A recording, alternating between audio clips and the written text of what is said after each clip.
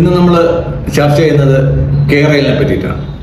കുറെ നാളായിട്ട് ചർച്ചകൾ നടക്കുന്നത് കേരളിനെ പറ്റിയാണല്ലോ.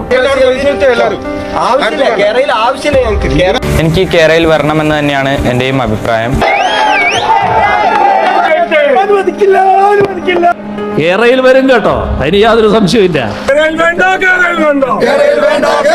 കേരളിനെ പറ്റി ഇപ്പൊ എന്തിനാ സംസാരിക്കുന്നതെന്ന് ചോദിക്കുമ്പോഴത്തേക്ക് കേരളയിൽ ഇപ്പം പുതിയ പ്രൊജക്റ്റുമായിട്ടൊന്നും വരുന്നല്ലോ, ഗവൺമെന്റ് അപ്രൂവൽ കിട്ടിയില്ലല്ലോ, അടുപ്പിലിരിക്കുന്നല്ലേ ഉള്ളൂ എന്നാണോ എല്ലാവരും പറയുന്നത്. ഞാൻ കേരളിനെ പറ്റി പറയുന്നത് മഞ്ഞക്കുറ്റിയെ പറ്റിയിട്ടല്ല പറയുന്നത്, കേരള എന്ന് പറയുന്ന കമ്പനിയെ പറ്റിയിട്ടാണ്. ഇതിനെപ്പറ്റി ഞാൻ നേരത്തെ ഒരു വീഡിയോ ചെയ്തിരുന്നു, അധികം ആൾക്കാരിൽ അത് എത്താതെ പോയി, എന്താണെന്ന് എനിക്കറിയത്തില്ല. ആ വിഷയം ഞാൻ ഒന്നുകൂടെ അവതരിപ്പിക്കുക. കേരള എന്ന് പറയുന്ന ഒരു കാര്യത്തെപ്പറ്റി ഇപ്പോൾ പറയാനുണ്ടായ കാരണം, ഇതുവരെ റീല് നടത്തിക്കൊണ്ടിരുന്ന പിണറായി രാജവംശത്തിലെ ഇളമുറ തമ്പുരാൻ പറഞ്ഞു ഹൈവേ ഞങ്ങളെ വകയല്ല, ഹൈവേ പൊളിഞ്ഞെങ്കിൽ ഞങ്ങൾക്ക് അറിയത്തില്ല.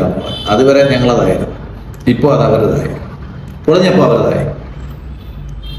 തിരിച്ചാണ് പറഞ്ഞത്, സാധാരണ വെടക്കാക്കി തനിക്കാക്കുക എന്നുള്ളതാണ്, ഇത് വെടക്കാക്കി അവർക്കാക്കുക എന്നുള്ളൊരു പരിപാടിയാണ് മരുമോൻ ചെയ്തത്.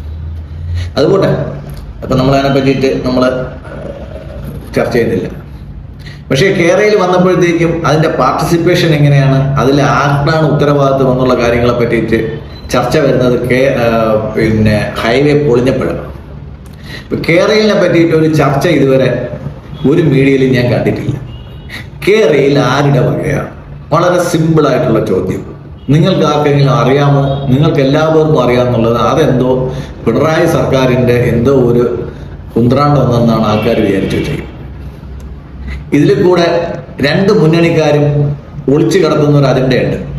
കോൺഗ്രസിന് അറിയാം ഇത് BJPയുടെയും LDFിൻ്റെയും ജോയിന്റ് വെഞ്ചറാണെന്നറിയാം. അതിൽ പിണറായിയുടെ സർക്കാരിനുള്ളത് 51% ഷെയർ, BJPയുടെ സർക്കാരിനുള്ളത് 49% ഷെയർ. അങ്ങനെ ഒരു കമ്പനി നിലനിൽക്കുമ്പോഴത്തേക്ക് ഇത് എക്സ്പോസ് ചെയ്യേണ്ട ജോലി കോൺഗ്രസിനുണ്ട്. സതീശൻ എന്തുകൊണ്ട് അതിനെപ്പറ്റി സംസാരിക്കുന്നില്ല? ഇലക്ഷൻ വരുമ്പോഴത്തേക്ക് ഇവർ അങ്ങോട്ട് വോട്ട് കൊടുത്തു, ഇവർ ഇങ്ങോട്ട് വോട്ട് കൊടുത്തു എന്ന് പറയുന്നു. ഇലക്ഷൻ ഇല്ലാത്ത ഈ 5 വർഷം കേരള എന്ന് പറഞ്ഞ ഒരു കമ്പനിയുടെ ഓണർഷിപ്പിനെ പറ്റിയിട്ട് കോൺഗ്രസിന്റെ നേതാക്കൾ എന്തുകൊണ്ട് മൗനം പാലിക്കുന്നു? 49% ഷെയർ BJPക്ക് ഉണ്ടെങ്കിൽ BJPക്ക് അതിനകത്തൊരു കൂട്ടുകെട്ടുണ്ടല്ലോ. ആ കൂട്ടുകെട്ട് പരസ്യമായിട്ട് വിളിച്ചു പറയാൻ BJP മടിക്കുന്നത് നമുക്ക് മനസ്സിലാക്കാം, CPM മടിക്കുന്നത് നമുക്ക് മനസ്സിലാക്കാം. പക്ഷെ കോൺഗ്രസ് എന്തിനു മടിക്കുന്നു എന്നുള്ളതാണ് എൻ്റെ ചോദ്യം.